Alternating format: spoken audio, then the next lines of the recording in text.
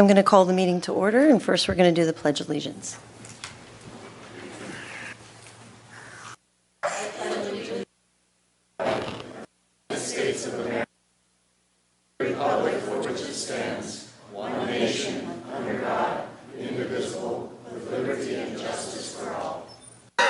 Silence, please.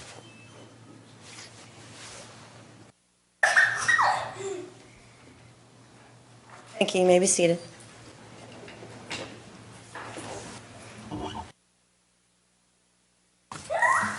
We're on number 3.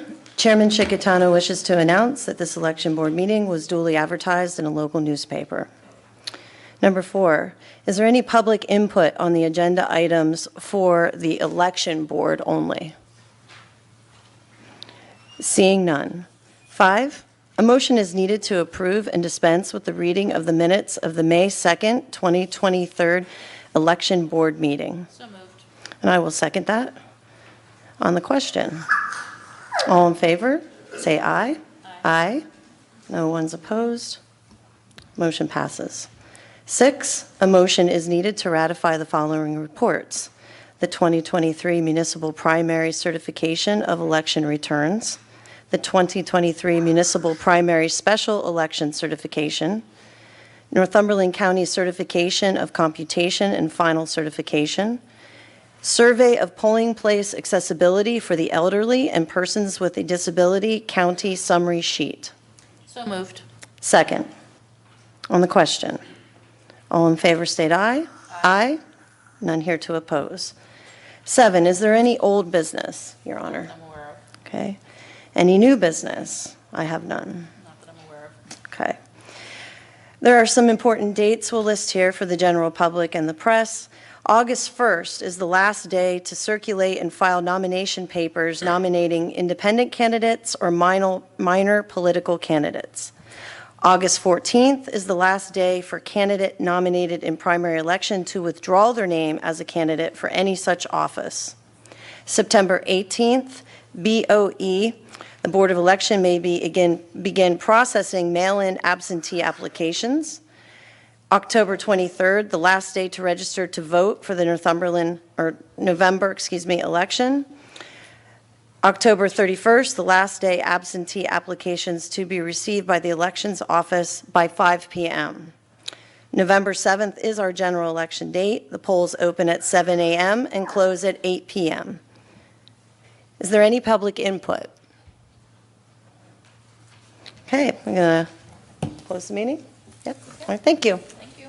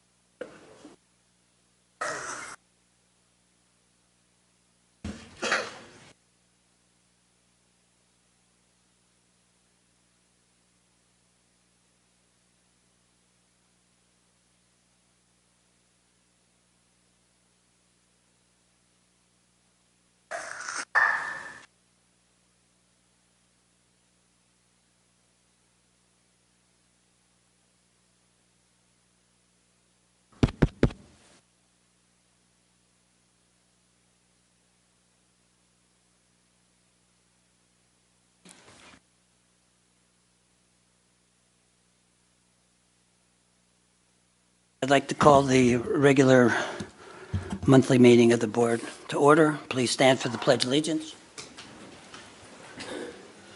I pledge allegiance to the flag of the United States.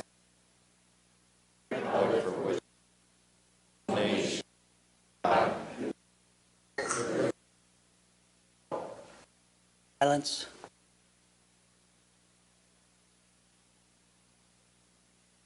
Seated.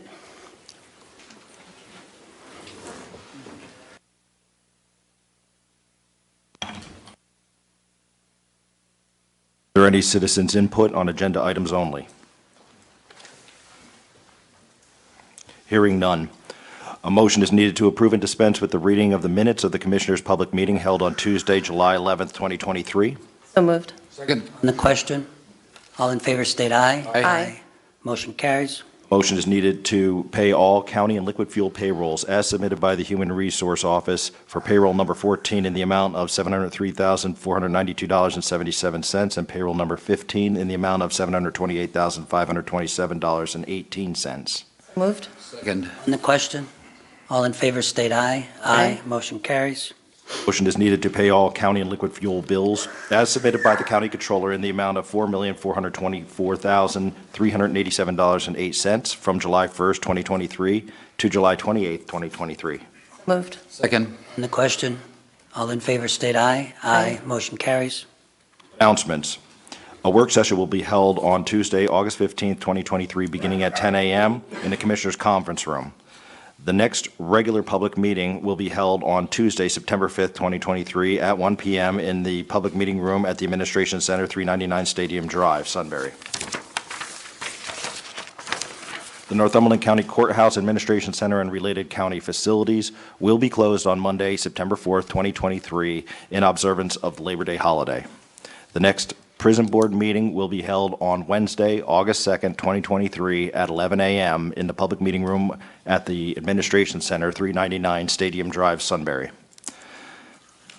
A motion is needed to approve the employee status sheet list of new hires, individuals no longer employed, promotions, demotions, and transfers as items numbers 1 through 11. Moved. Second. On the question, all in favor state aye. Aye. Motion carries. Motion is needed to approve the following reports. A, coal royalty report as submitted by the county engineer. 4 operators reported collections of $21,013.11 for the month of July 2023. The Tax Claim Bureau reported a total of $367,039.42 collected for taxes in the period of July 3rd, 2023 through July 24th of 2023. Monthly fiscal status reports for the months of May 2023 and June 2023 as submitted by the Weatherization Department as listed items 1 through 4. Moved. Second. The question, all in favor state aye. Aye. Motion carries. A motion is needed to ratify permission to advertise the following. There will be a public hearing for the 2023-2024 budget plan for the Northumberland County Area Agency on Aging Thursday, September 21st, 2023 at 9 a.m. at the Northumberland County Area Agency on Aging Office Complex, 322 North 2nd Street, Sunbury, Pennsylvania, 17801. Moved. Second. On the question, all in favor state aye. Aye. Motion carries. A motion is needed to ratify the approval for the County of Northumberland and Northumberland Commissioners to allocate $3,200 of the ARPA funds to TRA Electric Incorporated for the replacement of lighting at the Northumberland County Courthouse bell tower. Moved. Second. The question, all in favor state aye. Aye. Motion carries. Motion is needed to approve the request for an extension to the 3-year project activity completion and termination requirement for the CDBG contract number 000073771 fiscal year 2019 Milton Curb Cut Project, extending the completion and termination dates from March 10th, 2024 to July 31st of 2024. So moved. Second. On the question, all in favor state aye. Aye. Motion carries. Motion is needed to award the energy audit and/or quality control inspector to the following companies: Moore Renovations LLC of Ranshaw, Green Kite Incorporated of Gratz, and Boyer QCI LLC of Likens on behalf of the Weatherization Department.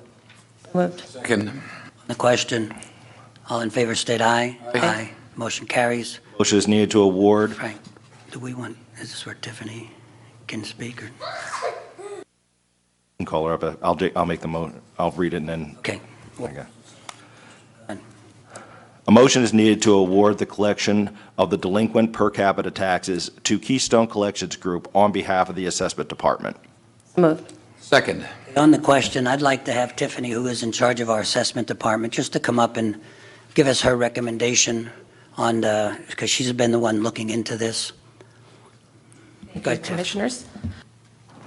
Just quickly to let the public commissioners have been, they had accepted 4 proposals submitted for the collection of delinquent per capita taxes. The most comparable details came from 2 of those proposals, and those details factored the minimum capital and fee balance and the maximum capital and fee balance that a taxpayer would incur if the county per capita tax were delinquent.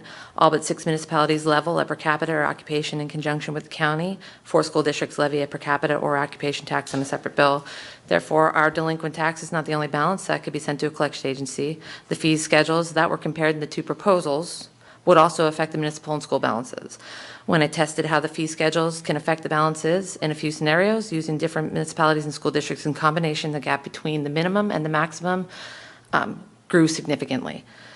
Regardless of these being delinquent tax balances, I recommend the commissioners accept the proposal that had the least impact with regard to the maximum capital and fee balance, because accepting the minimum capital and fee balance proposal would have a negative effect on more taxpayers who cannot immediately clear their full per capita balance. I asked Tiffany to speak because this proposal, what we approved today, will affect the taxpayers. This is delinquent taxes, so this is people who go to collection agencies or whatever, and we had Tiffany research what would be the best deal for the taxpayers. So it really doesn't affect us. It affects delinquent taxes right now and the taxpayers. And her recommendation, I wanted her to give that in public today. Okay?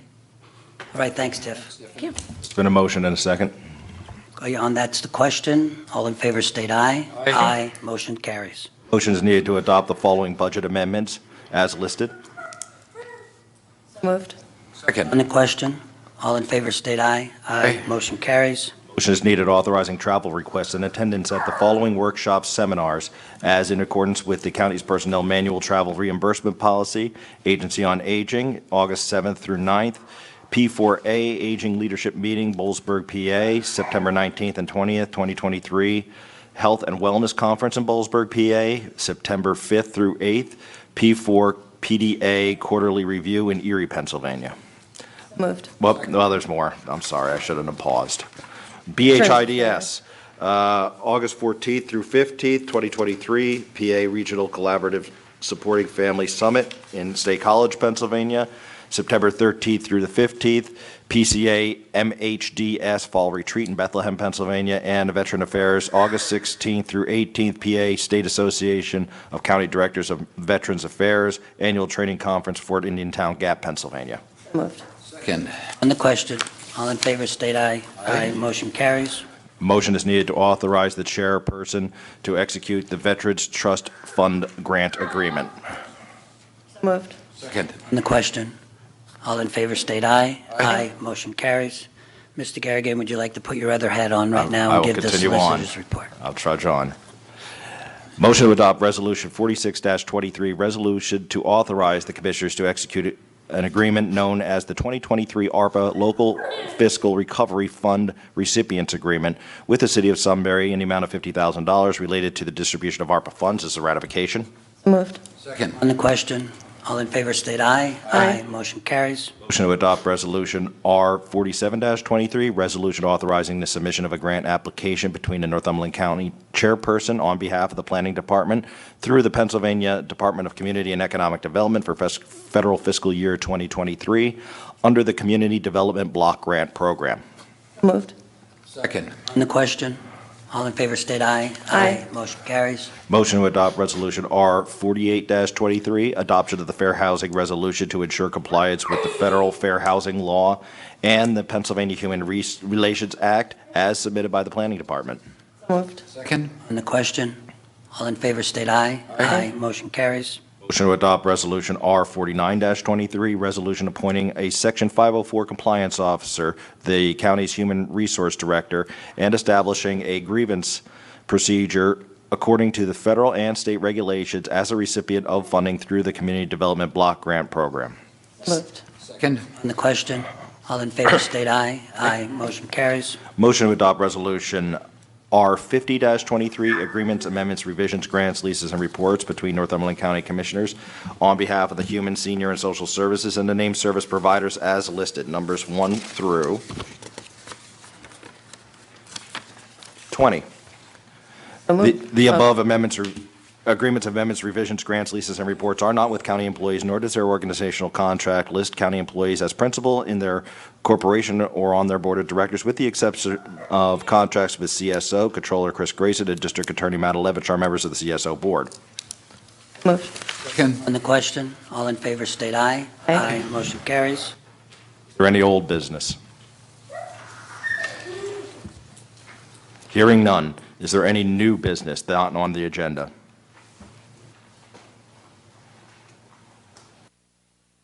Hearing none. Is there public input?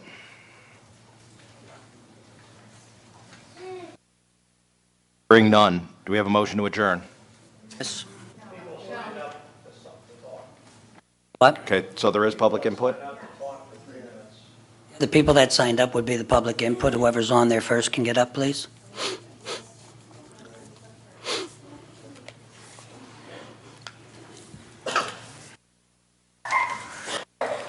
Just so you know, unfortunately, Steph is a team effort with me just due to some medical problems with reading and getting through a whole speech. So she's here to assist. We're doing every other paragraph, so you guys know ahead of time. Excuse me, ma'am, could you state your name and where you're from? It's Jennifer Yost. I work at Northumberland County Children and Youth. Okay. I'm Stephanie Walter. I also work for Northumberland County Children and Youth. Okay. Hi, everyone. Again, I've already introduced myself. My name is Jennifer Yost. I'm a caseworker with Northumberland County.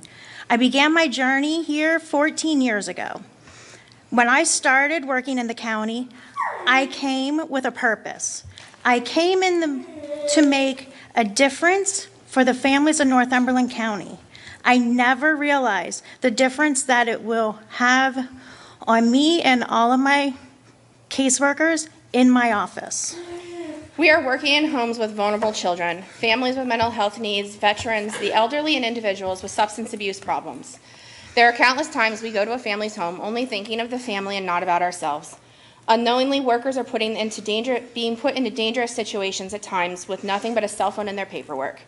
These situations can range from being exposed to drugs in the home, having threats of physical harm. Some of our workers have been bit by dogs, and others have been at homes where the steps broke and have caused her to go to the emergency room. Not only are there these dangers, there are homes that are infested with cockroaches, lice, fleas, and bed bugs that are easily transported then into our homes. A lot of these times, these are the homes that police and other first responders would not be going into. Meanwhile, this is all happening while our workers, with them being away from their own families.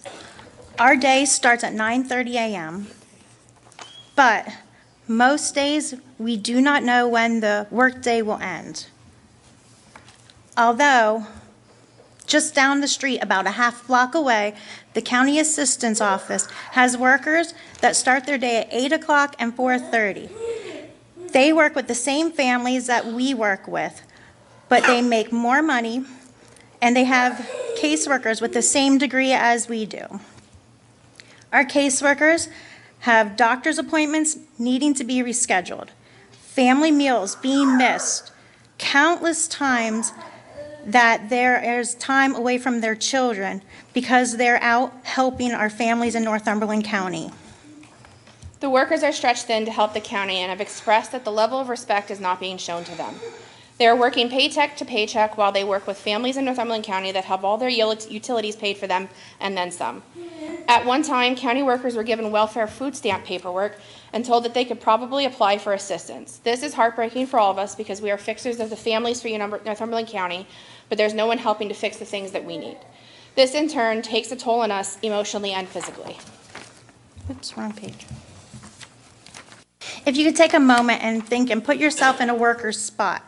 Think about being in a home or taking a phone call from a woman who has just lost her dear husband. The husband that she feared wouldn't come home from Vietnam, and now he's gone and she's alone. Then there are other workers that are sitting with parents in their home that they need services, intensive mental health services for their children, only to be told that there's a waiting list. And the person that has to explain it is their caseworker, that they have to wait between 3 to 6 months for anything to get started. Finally, please put yourself in this position of sitting in a home with a family of a toddler of a little girl and her parents that need to go to a drug rehab facility. There's no one that's able to take care of her at this time. So her parents drive away in a car to their facility to get their treatment, but she's left with her caseworker and being taken to a foster home. These are moments that wear all of us emotionally down. Although the next morning, these workers are back in the office and ready to help the next family. We work tired, emotionally drained, and at times in fear of the unknown for our jobs. Workers have their own problems of cancer, diabetes, strokes, loss of loved ones, and some are still continuing their own journey of sobriety. These are the fixers in Northumberland County, and they need to be supported better than this. Don't get me wrong, there are times that we are very grateful, it's very gratifying, but there are lots of times that we are heavy on the heart with moments of going on. Am I doing the right thing for the families that I can? There are a lot of minutes of lost sleep for families and our workers thinking about different services that they could possibly put in. This is a hard job for the workers, continuing doing every day, feeling disrespected and underpaid for long hours that they put in. This is always hard on all of them. It's important to everyone to remember that it doesn't matter if you've worked here 2 weeks or 25 years. This is a job that changes you. You look at the entire society different and even your life in day to day. Thank you. Thank you, and on behalf of the commissioners, I would just like to say how we appreciate all you do in the human resource places, the human services, and we are continuing to work with the unions right now to settle an agreement. So we hear you, and again, we appreciate all the services that you do. Thank you. Hello, my name's Tony Fetter, and I'm a family group coordinator with Northumberland County Children and Youth Services. I've been with the agency almost 10 years. I'm here to support our staff and our administration. I'm not here to bash anyone or to be rude or disrespectful. We're currently at a 45% staffing level, which includes 39 people where we should be at 87. Caseloads are at an all-time high. Even supervisors are carrying cases. I fear for the safety of our staff as well as the kids and families in our community. What's being asked of our staff isn't realistic, and I don't see things changing. But somehow, our staff make it work. They are truly incredible people who do a thankless job.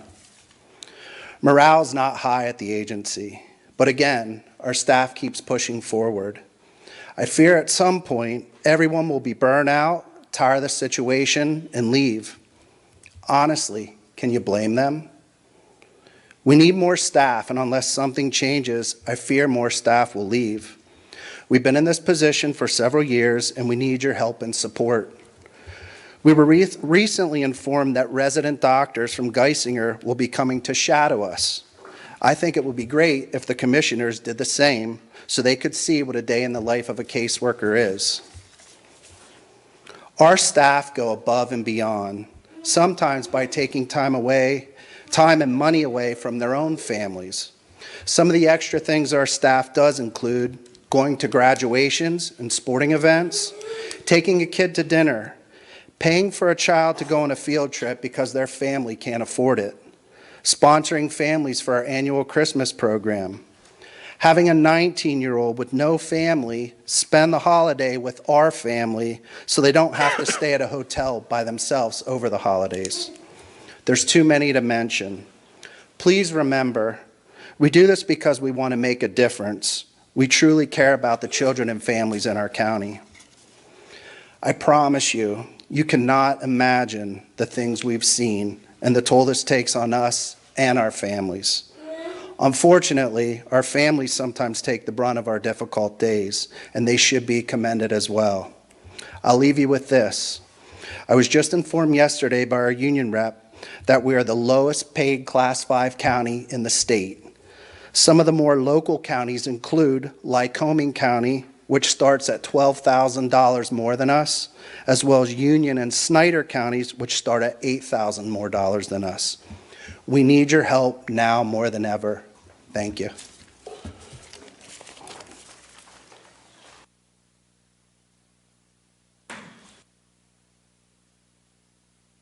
My name is Timothy Sparta. Like my colleagues before me, I am also a caseworker with Northumberland County Children and Youth Services. And the reason I'm speaking is because I feel it's important to note. The work that we do is extremely difficult, but ultimately necessary. Just speaking from my own record, I'm personally very grateful and I feel very rewarded to be able to have reunified, in one case, a nonverbal teenager who was in a facility for 3 years with his family who were out of state. And I'm grateful that they still have him with them. They still contact me on occasion to let me know how well he's doing and how grateful they are to have him back. But ultimately, even victories on this job can be tinged with tragedy. I am very grateful for opportunities to reunify children. One instance, I was able to reunify several children with their father.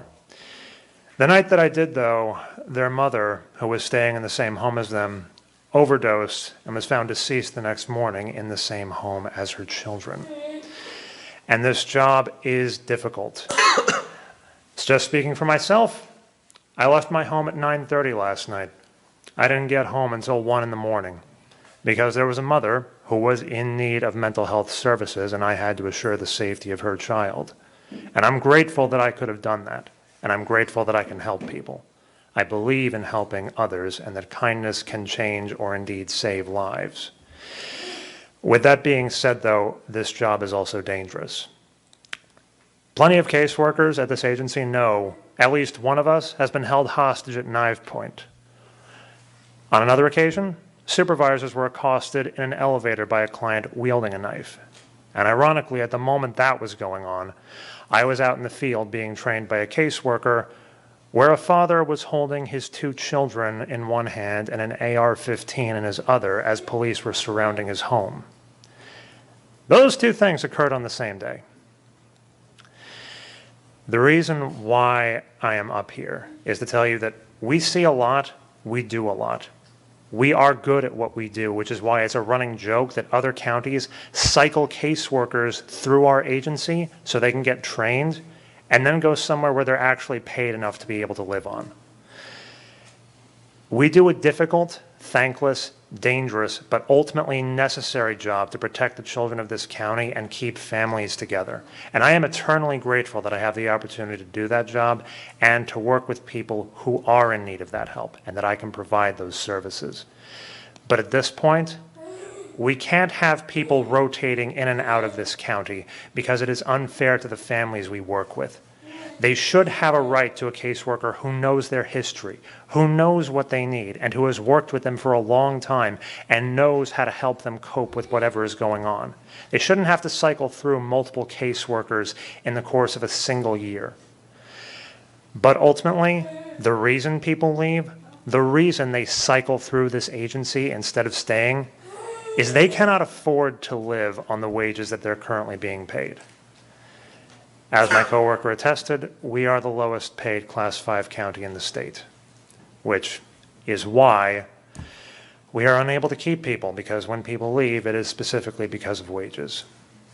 But this is difficult, thankless, dangerous, but ultimately necessary work that absolutely has to be done.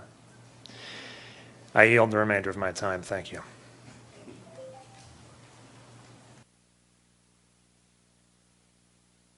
Anyone else?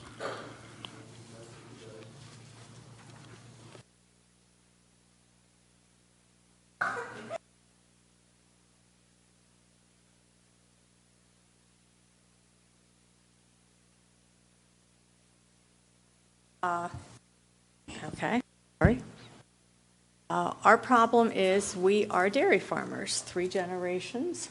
Our day starts at 4:30 in the morning, and if we're lucky, it ends at 8:30 at night. If anything else occurs with all the cattle and stuff in the middle of the night, we're up, and it has to be taken care of. The problem that we have right now is that you have chosen to close our bridge.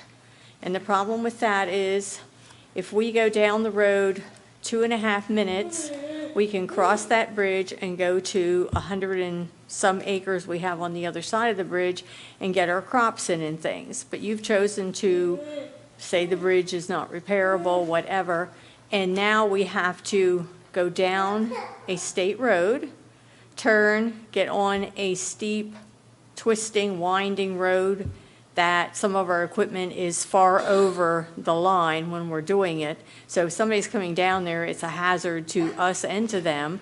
So somebody is responsible for driving a vehicle with the flashers on ahead of this. And then we have to turn down a very narrow township road that is also impassable. If anybody else is coming up that road when we're going down, they're going to have to back up for, I have no idea how far, because I can't get myself over for anything to pass me. So this is really creating a hardship for us and all the people that are along that road, because there's one intersection where people coming down Boyer Hill Road are supposed to stop at that stop sign before going around pretty much a blind curve. So if I'm coming down the other way and going around there, even if somebody's out ahead, that's a real nasty place and a good chance to have an accident.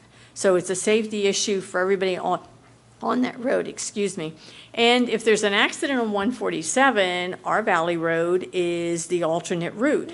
So then you're talking, we have tractor trailers now and a lot of dump trucks, but then you're talking constant traffic and you're trying to pull out with a tractor and maybe a wagon and a piece of machinery or something. You know, the safety for everybody is a big issue.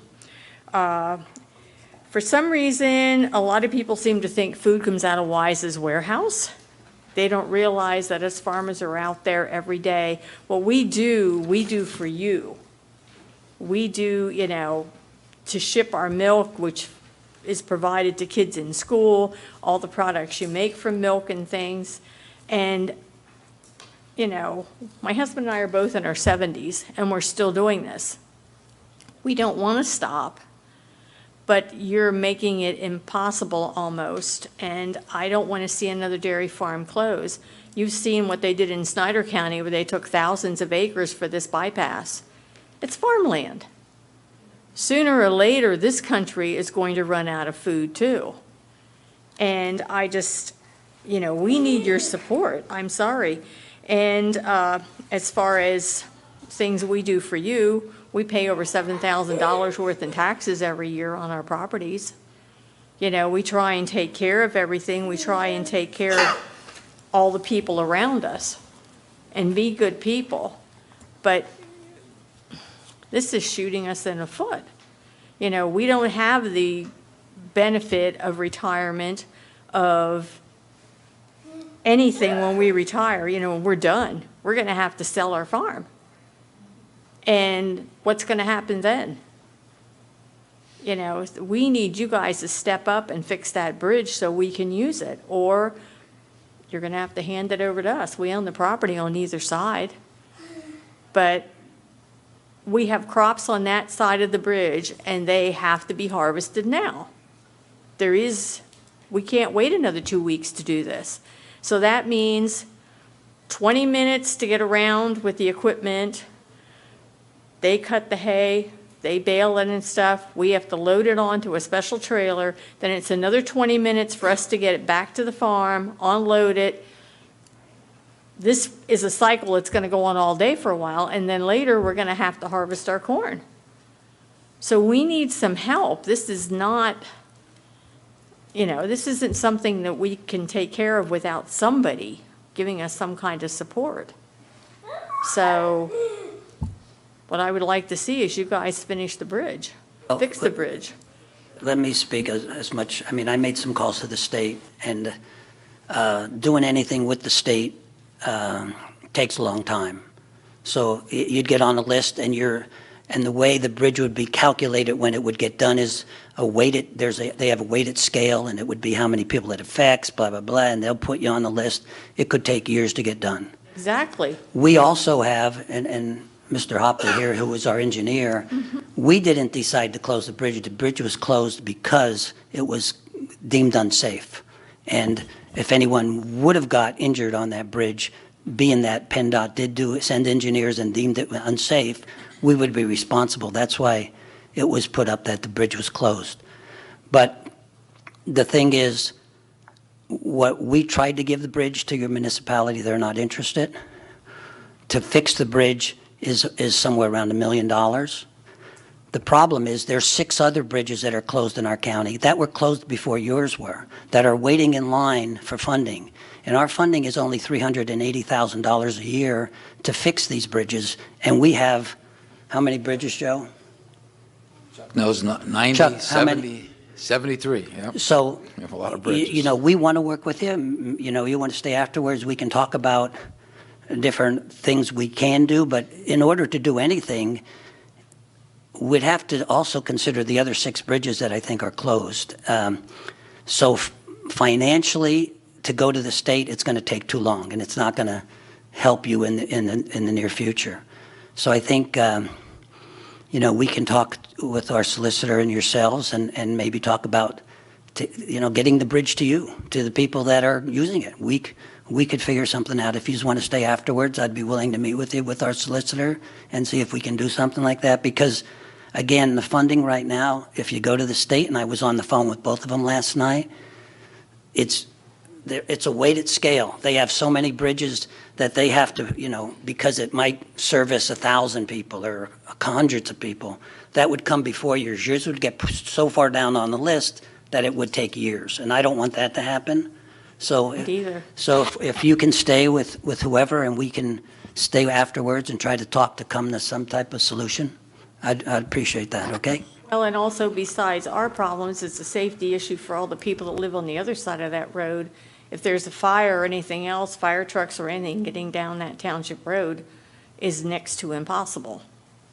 So, I mean, I know. Clark, I was out there a couple weeks ago, and I think there are a few residents that are in attendance here today that were there when I was out there, and I know exactly what you're talking about.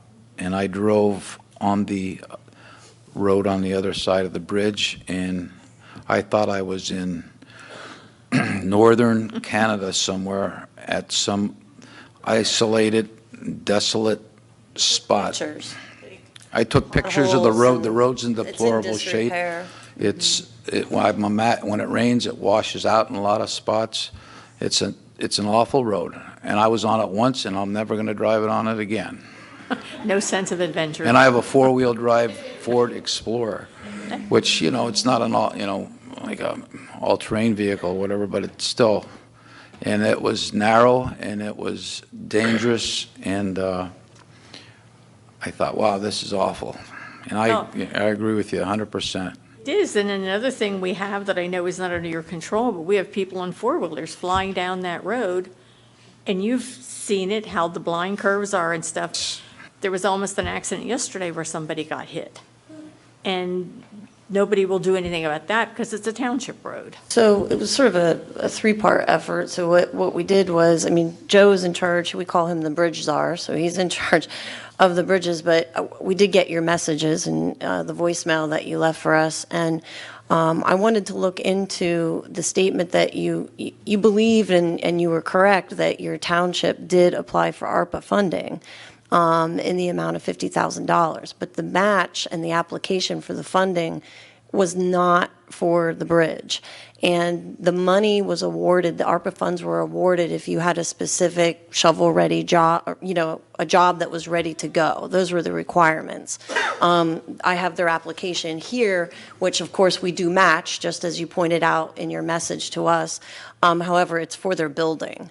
But as Chairman Shikatano was saying, you know, the Army Corps of Engineers, and we do have our engineer here, if you want to speak to him afterwards, they thought that that bridge would cost almost $1 million to repair. Now, I know, Joe looked at it and I said, is that really $1 million? Like, you wouldn't think looking at it, and he showed us the pictures. I'm not an engineer, but we don't decide whether it's safe or not. That's above us.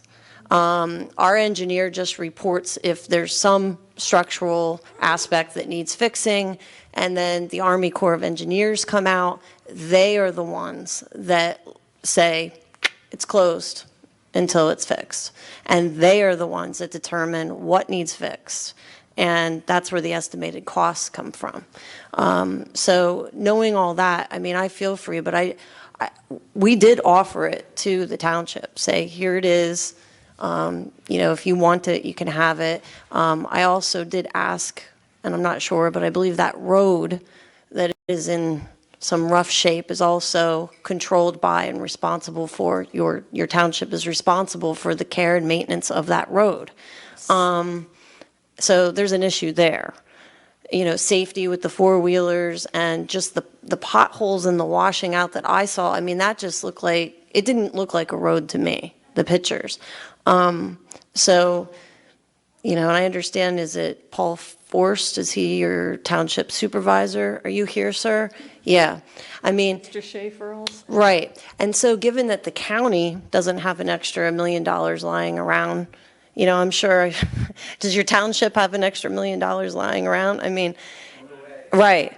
So we'd have to apply for more funding or additional funding for this bridge according to their formulas, and then they rank it and tell us which ones come first and which ones come second. And population is an issue. That goes into the formula. How many people use it on a daily basis? If your group would like to stay afterwards, we'll That'd be great meet if the with you and group, talk. Okay? people that are here about the bridge, we could sit down and let's have a meeting after we adjourn. Chuck's here, the And engineer. Chuck's here We too. can Chuck, do you want to say try to come anything up with about something. the bridge or the talk when it's over? Right. Chuck knows all the jargon, the engineering jargon, and the stress levels and the structural, the rusting, whatever's going on with that thing. I don't know, but All right. they closed it down. They said it's unsafe to travel on, and of course, we got to abide by that. If we don't, then, and somebody uses it and the bridge collapses, then, we allowed people to drive over it. And my thing was, I went out there and it's a 3-ton limit. I guess it's always been a 3-ton limit. And I can't imagine. 4. What is it, 4? 4 ton? What's a big farm tractor's got to weigh? At least You 4. have to think about what you're taking across it. We have small tractors, we have very large tractors. We have Well, even different if, sizes of I equipment. can't imagine a tractor trailer going across that bridge and they- delivering something. The way that road is, it's awful. It is. It is It's awful. that might be the worst road I've ever been on in this county. But anyway, okay. Great, thank you.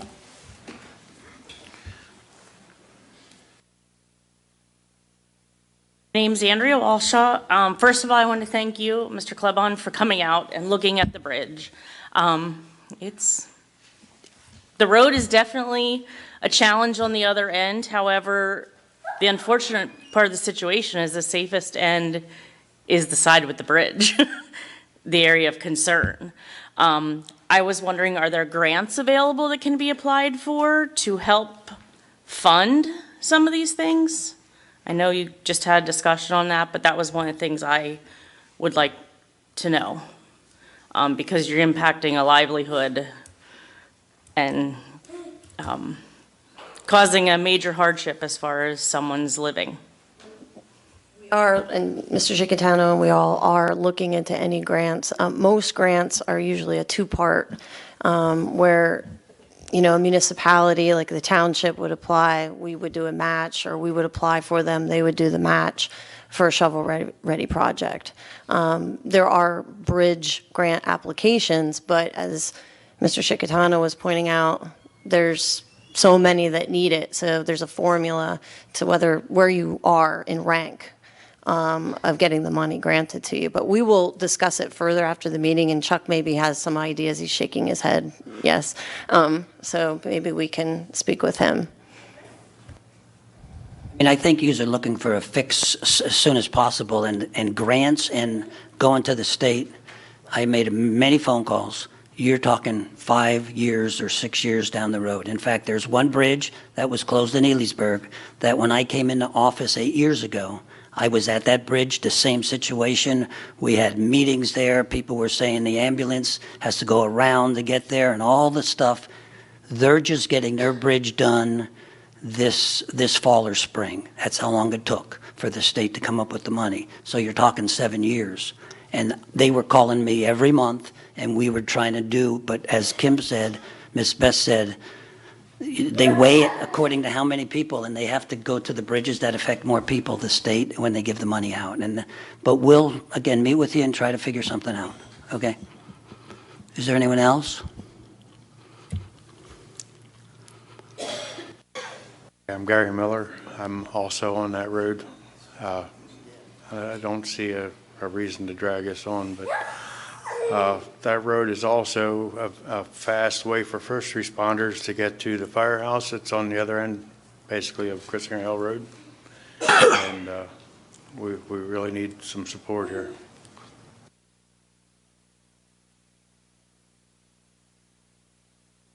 Else?